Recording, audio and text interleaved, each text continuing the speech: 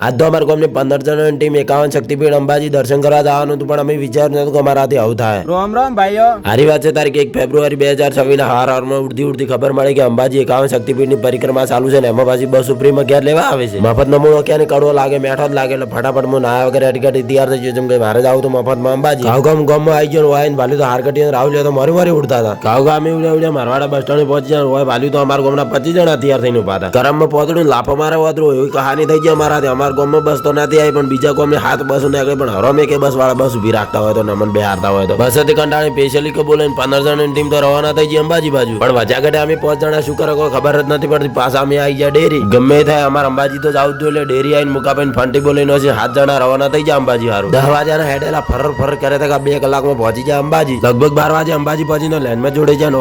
ઓહો ટ્રાફિક તો ગજબ ની હતી પાછી. થોડી વારમાં ગેટમાંથી વીઆઈપી એન્ટ્રી લીધી. લગભગ અડધો કલાકમાં મા અંબાના દર્શન કરે. પણ તમે કરો પણ કોમેન્ટમાં જય અંબે લખવાનું ના ભૂલતા. પાછા દર્શન કરીને મોહનથાળની પ્રસાદી લીધી. તમે ફટાફટ લાઈક ને ફોલો કરી નાખો એટલે હું આ બધાના ફોટા પાડું. હું મળું બીજા ભાગમાં. બોલો જય શ્રી સીતારામ.